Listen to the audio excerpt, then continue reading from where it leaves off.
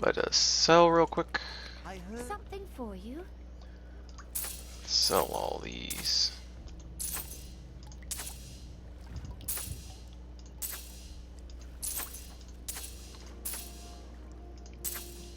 And repair. Okay.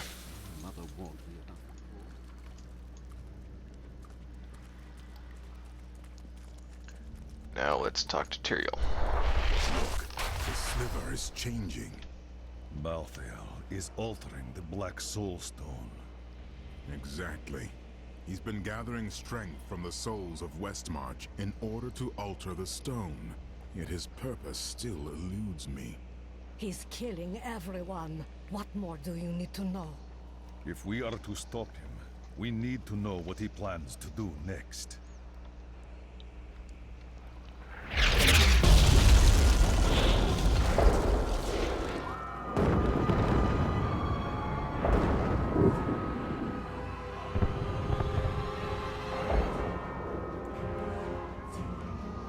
Urzael has done this to finish collecting the souls of Westmarch.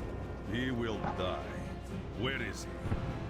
All I know is that he is in a tower somewhere in the Westmarch Heights, and that he will be quite rude to you. Before you set out to kill him, you should stop by my cart. I can enchant some items for you. Okay. Now, she is the Enchantress. She is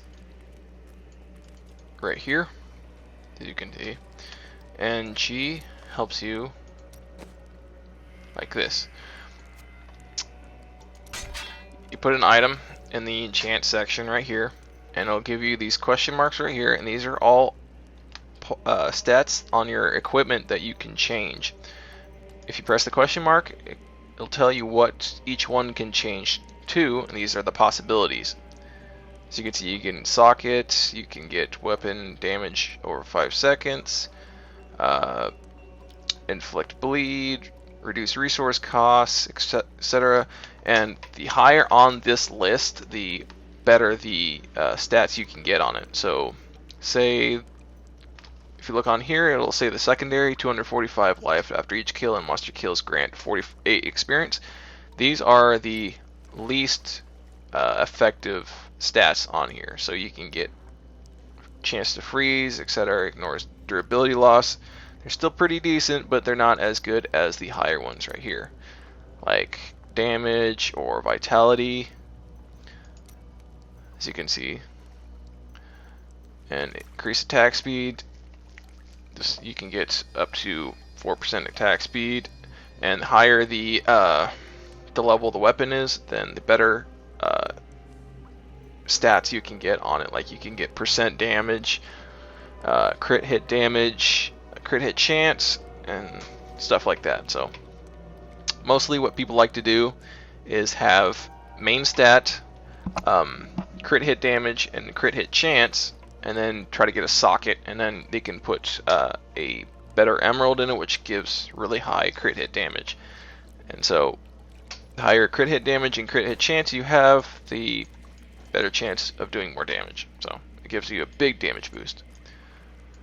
But more things you can do with the Enchantress is you can transmogrify, which the more weapons you find, more legendaries and set items you find, you can get transmogrify, which are basically just the way your item looks. So certain class of weapons like two-handed axe and maces and stuff like that, as you can see, you can make it look like anything you want as long as you have it in, if you've found that type of weapon. So these are all ones that I've found for this class of weapon, which is a two-handed axe. And here I'll show you, this one is a one-handed spear. This is technically a dagger, I think. So it'll show you all of these different types. And this is a staff. This is the same category as two-handed axes. So as you can see. And it shows you how much it costs, so it's 50,000 for the legendaries, and it gets lower the lower quality the item is. So, and training is just so you can do more with your Enchantress.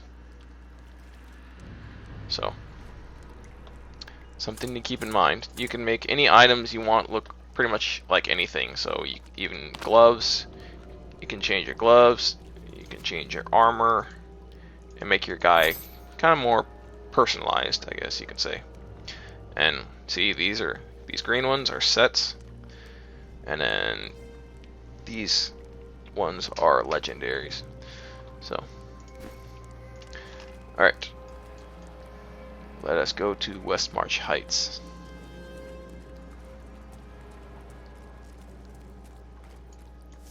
Go in here.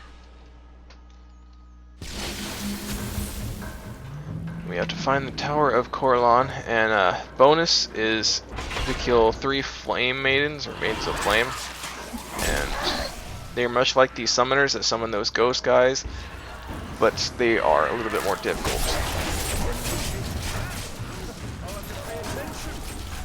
And they tend to spawn randomly.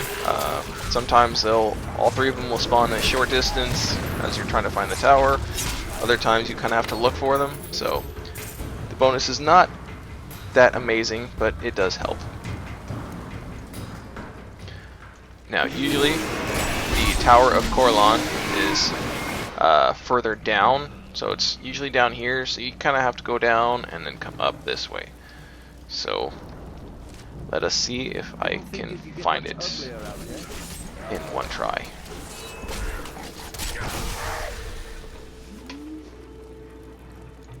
This is another side quest place, but I'm not going to go in there.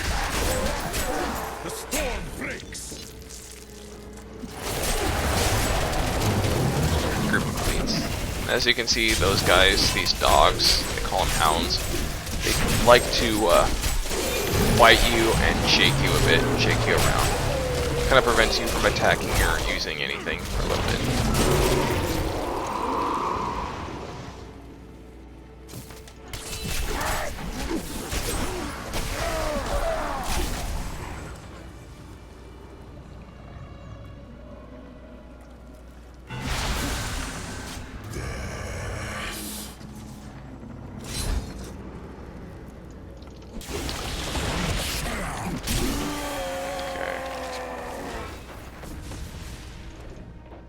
Now this is a Maiden of Flame right here.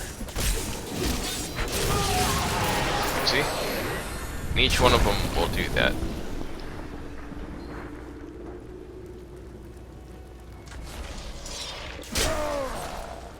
Here's another one.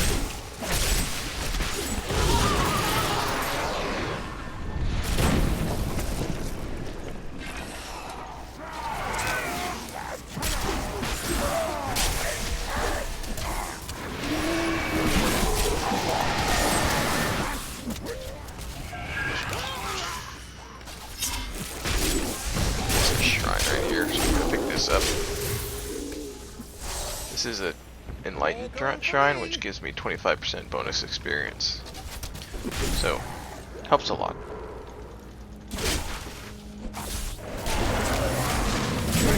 Ah, okay. Now, since this, the spawn for this one is right here, it already spawned me down below, so it is up this way. But it's usually has this kind of L shape right here, but sometimes this L shape is switched, so it's usually down this way. Usually it's in the higher level Westmarch Heights, that's in the Torment, etc., which is going down this way. So this one can be switched occasionally. So they switch them around once you get into the higher levels. And this is the Tower of Corlan.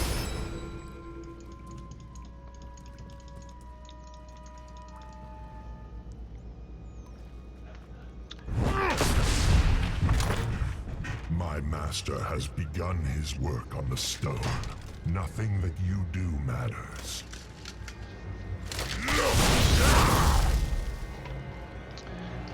Soon This is Urzael, and once you get him down to about half life, he will stop you, and then he will turn the place into burning.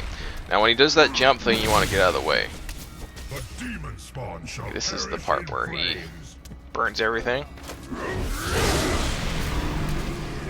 And he'll pick up a couple extra skills like that ball thing, don't step in that fire.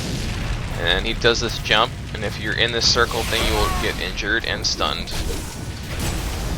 And then he'll shoot up in the air. This thing is another one that damages, but that one's not very bad. You also do this one that shoots up in the air, and then will drop a bunch of these planks of burning wood everywhere. But it's pretty easy on normal.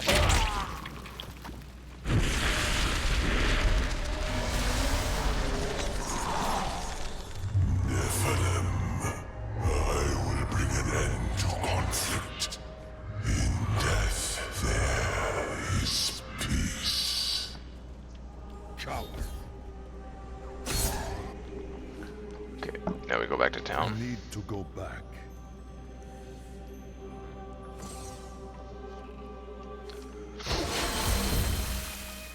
I'm going to sell my gear.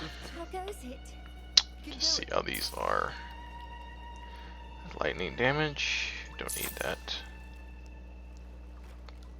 This one is technically better than mine, so I will put that on. I will sell this. This one is better than mine, so let's put this on.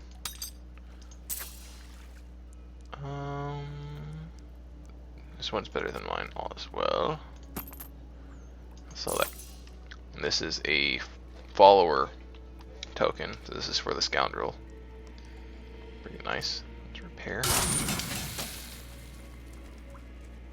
We go and talk to Tyrael. Urzael is dead, and the Reaper's hold on this city will end. You have saved Westmarch, my friend. But our time is running out. We still do not know Malthael's plan, and with each passing moment, he grows stronger. That strange woman you brought here believes she can help. She insisted on speaking with you immediately. And now we go down to Miriam. He's right here. Cheldo, I know how to find Malthael, but you will not like what I have to tell you. That does not matter. There is only one person who knows how to find Malthael. She waits for you in the Blood Marsh, and you know her well. Adria. Adria. Okay. Now let's go up here. And we go talk to this You're guy. not going anywhere without me. I'm not? Why? Someone has to make sure you don't kill Adria before you find out where Malthael is. Follow me if you like, but Adria will die. Okay, now we go into here.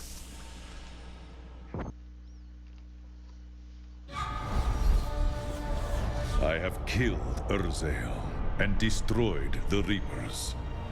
The people of Westmarch can begin to rebuild. Lorath and I now go to the Blood Marsh. Adria is there, and she knows how to find Malthael. Once she tells me where he is, I will end her life. The marsh On has that changed happy note. much in a short time. The boggans are more aggressive, the water more dangerous. We hid the Black Soulstone in the deepest part of the Nephilim ruins near here. We thought it would be safe, but Malthael found it all the same. Now this part can be a little tricky. Not this exact part, but pretty soon coming up. You have to kind of pay attention to what you're doing. But first, let's go up here.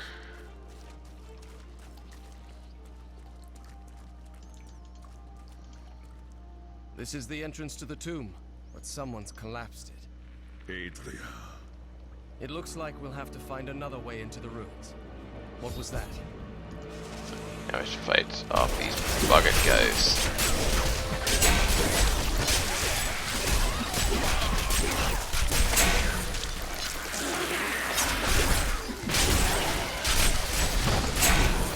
guys are pretty weak, but they usually mass in numbers, so. And these guys, a little harder, but not too bad. This was just one entrance to the city. There are guide stones littered across the blood marsh that will lead us to the main one. The guide stones are useless to most, but will reveal the correct path to a Nephilim such as yourself. Okay, go to this door. Let me walk down these steps. This is the blood marsh. You cannot run. Now you gotta watch out for these pools, because they will injure you. I know what I'm going to do. Reassuring? The first time I saw a witch, she burned. Father took me to the town square to see it. Look, he said, that is the face of evil. But she looked like any other woman, and burned like anything else. Then the flames engulfed her. Her eyes found mine, and she laughed. Look at that Okay. thing over there. Let's kill it. So you can see the arrow up there, that little pulsating circle, which is where I have to go.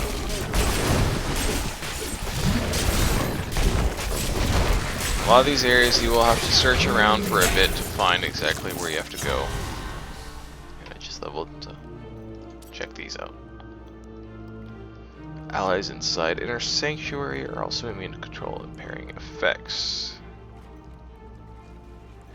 I'm just gonna keep the safe haven because it heals me every second, and it's nice. So, 7-sided strike. Remove the spirit cost, and enemies hit by 7-sided strike are frozen. So, let us do that, since I will be facing the bosses pretty soon here. Let's go up here. This is one of the guide stones. Nothing happens when I approach it. Allow me. Okay. There are 4 entrances to the Nephilim city, each one etched with a sigil. Only the correct one marks the true entrance to the tomb hell. When you activate these stones, one of the wrong sigils disappears. Now, we have to find, as you can see on the mini-map, there's these glowing stones things that you have to hit, and there are, as you just mentioned, there are 4 tombs, and if you just go in them yourself, they will lead to like a chest and maybe a boss, like a mini boss kind of thing. But if you find the right one, you'll end up where you need to go. So if you hit each of these stones, there's 3 of them, and hit all 3 of them, they will show you the exact spot of where the right tomb is. So it's really up to you what chance you want to hit. So I'm gonna check out what this. Oh, this is this sword. This is not very good, so I'm not gonna use that. However, my scoundrel can use this token, so this will increase his damage quite a bit. And let's keep going. It is better if you're trying to complete the quest as soon as possible to hit all the guide stones. That way you will find the tomb faster and you won't have to keep searching tombs. You won't have to gamble too much.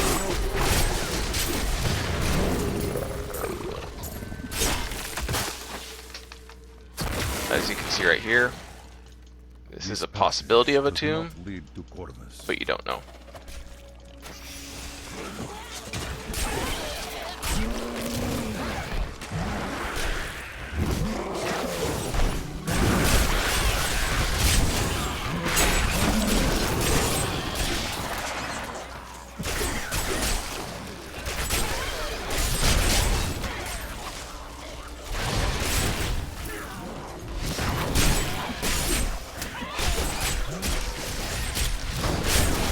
If you played Diablo 2, this is very similar to Canyon of the Magi, where you have to find the right tomb where Duriel is. And here's another guide stone. This one shows you exactly where it is. Which sigil marks the correct passage? As you can see, it's all the way over there. It's a little faster than just going through them all for yourself.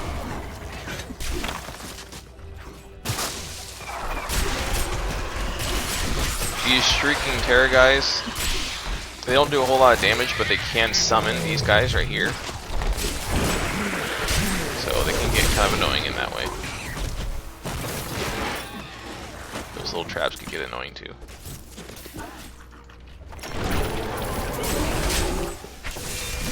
Those maggot brood guys can spawn a bunch of little maggot guys, and they don't do any damage, but they're kind of annoying. Here's another one of those guide stones, but I don't need to hit it since I already know where the place is.